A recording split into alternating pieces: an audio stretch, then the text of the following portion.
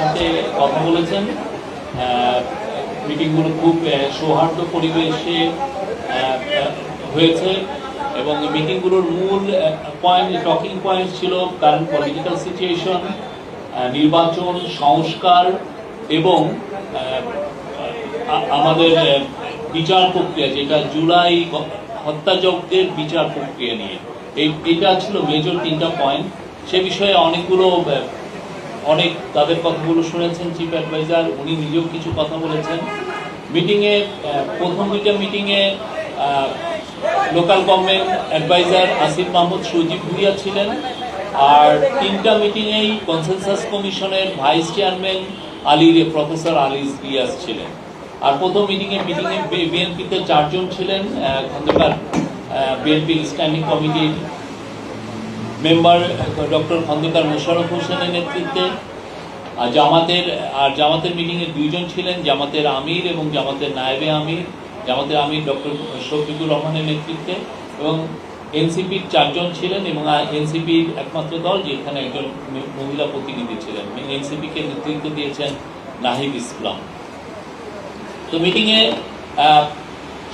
প্রত্যেকটা পার্টি তাদের স্ব অবস্থান করেছেন। তারা মাননীয় চিফ অ্যাডভাইজারকে অকুণ্ঠ সমর্থন জানিয়েছেন।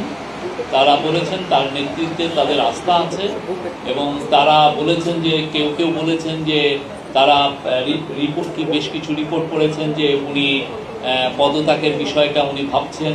তো সে বিষয়ে তারা বলেছেন যে পুরো বাংলাদেশ সবাই এই চিফ অ্যাডভাইজারের নেতৃত্বে আস্থা আছে, উনারা তাকে অনুরোধ করেছেন যাতে উনি ওনার নেতৃত্বেই যেন বাংলাদেশে একটা ফ্রি অ্যান্ড ফেয়ার ইলেকশন হয়, ওনার নেতৃত্বে ওনাদের অকুণ্ঠ সমর্থন জানিয়েছেন। নির্বাচনের বিষয়ে বিএনপি ডিসেম্বরের মধ্যে ইলেকশন চেয়েছেন। জামাত বলেছেন যে তারা ইলেকশন চেয়েছেন, তারা মনে করেন যে রিফর্ম প্রক্রিয়া ডিসেম্বরের মধ্যে লেগে যাবে রিফর্ম প্রক্রিয়া শেষ করতে। তো জামাত প্রফেসর ইউনূস যেটা বলেছেন, প্রফেসর ইউনূস আজকে তার মিটিংয়ে 3টা পার্টিকে বলেছেন যে ইলেকশন ডিসেম্বর থেকে জুনের মধ্যে হবে। তো জামাত তার এই টাইম লাইনকে সমর্থন জানিয়েছেন এবং বলেছেন যে এটা তাদের সমর্থন আছে। এনসিপিও একই, তার ইলেকশন কমিশনের বিষয়ে এনসিপি এবং জামাত বলেছেন যে তারা মনে করে না যে এখন যে অবস্থায় আছে তাতে লেভেল প্লেইং ফিল্ড, একটা ফ্রি অ্যান্ড ফেয়ার ইলেকশনের জন্য যে পরিবেশ দরকার সেই পরিবেশটা নাই এবং এটা কোনো লেভেল প্লেইং ফিল্ড নাই। তারা জোর দিয়েছেন যাতে ইলেকশন কমিশনের সংস্কারের মাধ্যমে এটা লেভেল প্লেইং ফিল্ড এনশিওর করা হয়।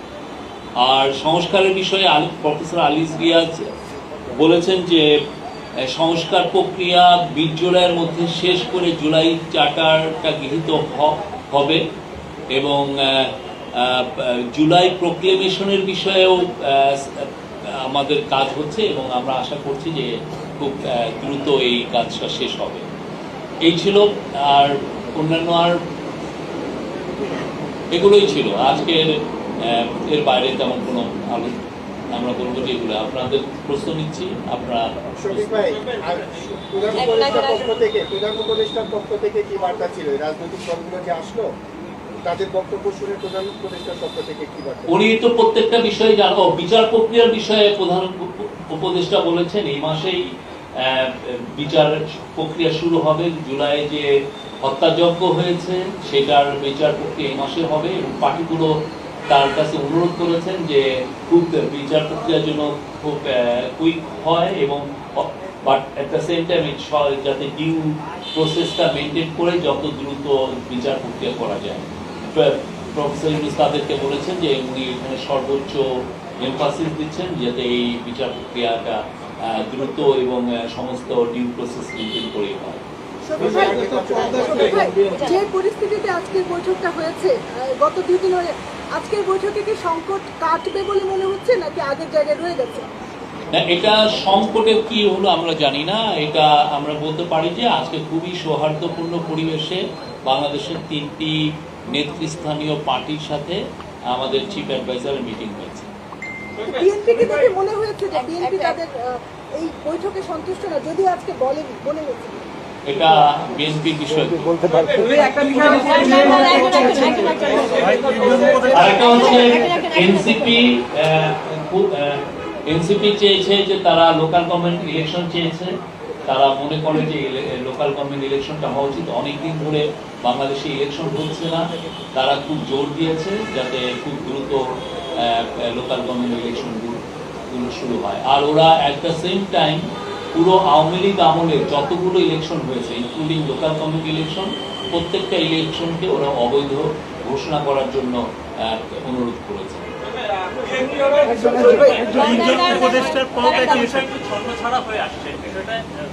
ওটা থেকে বলা যায় যে আমরা গত কয়েকদিন ধরে যে খবর পাচ্ছি প্রধান উপদেষ্টার পদত্যাগের একটা বিষয় হচ্ছে বর্তমান সরকার অনেকগুলো বিষয় নিয়ে বা কিছু বিষয় নিয়ে অস্বস্তিতে আছে। আজকে উপদেষ্টার পরিষদের বিবৃতিতেও সেরকম কিছু বিষয় এসেছে। তো আমাদের প্রশ্ন হচ্ছে যে আজকে রাজনৈতিক দলগুলোকে সামনের দিনগুলোর জন্য কি বার্তা দিয়েছে সরকার, সেই বার্তাটা আসলে কি? আমার মনে হয় যে বার্তাটা মূলত এসছে পলিটিক্যাল পার্টিগুলোর থেকে। তারা প্রফেসর ইউনূসের লিডারশিপের উপরে অকুণ্ঠ সমর্থন জানিয়েছেন। তারা বলেছেন তার লিডারশিপে সবার আস্থা আছে, পুরো জাতির আস্থা আছে।